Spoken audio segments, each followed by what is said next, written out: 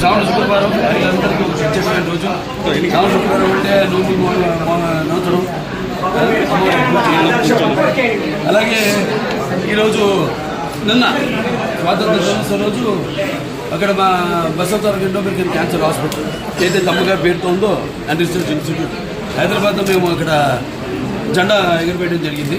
అందుకని నేను ఇక్కడ కావడం ఇవాళ నాన్నగారి పేరుతో నిన్న అమ్మగారి పేరుతో ఉన్న ఆసుపత్రిలో జెండా శుభ్రం చేయడం వాళ్ళు అనుకోకుండా ఇక్కడ అన్న క్యాంటీన్ అంటే ఏదైతే అన్న అంటే ఎవరు ఇంకా మరి దానికన్నా మరి ఆయన ప్రారంభించడం జరిగింది. అక్షయ పాత్ర వారు ముందుకు వచ్చారు, వాళ్ళతో టైఅప్ అయ్యి ఈ యొక్క అన్న క్యాంటీన్ ప్రారంభించడం ఉమేష్ని 5 రూపాయలకి టిఫిన్ కానివ్వండి, మధ్యాహ్నం లేకపోతే రాత్రి భోజనాలు కానివ్వండి. అలాగే ఇప్పుడు నిన్న గుడిపేటలో ఆయన ఒక ప్రారంభించడం జరిగింది ఒక అన్న క్యాంటీన్. ఇవాళ రాష్ట్రం మొత్తం 100 క్యాంటీన్లు 99 క్యాంటీన్లు ఇవాళ ఈరోజు అంటే 99 100 క్యాంటీన్లు. ఇంకా అంచెల వారీగా రాష్ట్రం అంతా కూడా ఈ యొక్క విస్తరించి ఈ యొక్క అన్న క్యాంటీన్ని ఎలాగైతే పూర్వం అలాగే ఈ అన్న క్యాంటీన్ని నడపడం జరుగుతుంది. ముఖ్యంగా ఈ యొక్క రోజువారీ కూలీ నాది చేసుకునేవాళ్ళు అంటే ఆర్థికంగా దారిద్ర్య దిగువ రేఖ ఉన్నవాళ్ళు కష్టపడి రెక్కాడితే కానీ డొక్కాడిన వాళ్ళకి మరి ఈనాడు ఎంతో పుష్టికరమైన ఆహారం. మీకు తెలుసు అక్షయ పాత్ర వాళ్ళు అంటే మా క్యాన్సర్ హాస్పిటల్ కూడా వాళ్ళు చేస్తుంటారు. సో వాళ్ళ ఎంత నాణ్యంగా ఉంటుందో వాళ్ళ అలాగే ఎంత పౌష్టిక ఆహారం. 2 ఒకటి ఆహారం నీరు, అది ఆహారం అన్న క్యాంటీన్లు నీరు. మరి ఈనాడు హెచ్ఎన్ఎస్ఎస్ ద్వారా వెల్లపల్లి ద్వారా మనం నీళ్లు అందించడం జరిగింది. అన్ని చెరువులు కూడా డైరెక్ట్గా హిందూపురం పట్టణానికి ఈ యొక్క దారిని సమస్యలు తీర్చాము. అలాగే ఇంక ముందు ఉన్న పనులు ఉన్నాయి.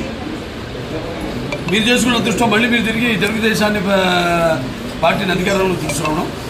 సో ఇవాళ అన్ని పనులు చంద్రబాబు నాయుడు గారికి మన హిందూపురం అంటే ఒక ప్రత్యేకమైన అభిమానం. వెంటనే ఆసుపత్రి కూడా డెవలప్ చేయాల్సింది ఉంది. కలెక్టర్ గారి చైర్మన్ దానికి మొత్తం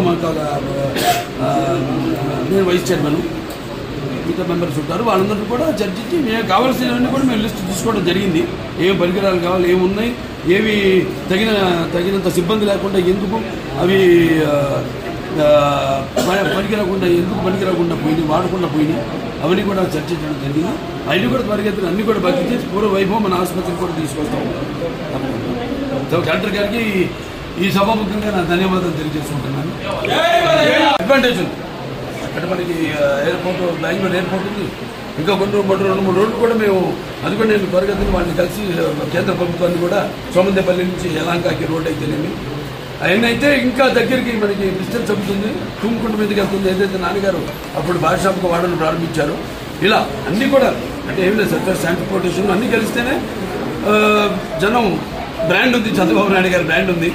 ఎలాగో ఇవన్నీ కలిస్తేనే ఒక అద్భుతం జరుగుతుంది. సో అద్భుతం త్వరగతిన చేస్తామని ఈ సందర్భంగా తెలియజేస్తాం. చూద్దామండి, తీసుకెళ్ళా ఆయన దృష్టి తీసుకెళ్ళాం అంతవరకు. మరి అటువంటి నిర్ణయం తీసుకుంటే దాన్ని మేము కట్టుబడి ఉంటాం. పేరు మాత్రం అదే ఉంచమన్నాం. నా అభ్యర్థన సత్యసాయి జిల్లా పేరు మాత్రం అదే ఉంచమన్నాం. జిల్లా హెడ్ క్వార్టర్స్గా పరిగణించమన్నాం. దానికోసం మేము కృషి చేస్తాం.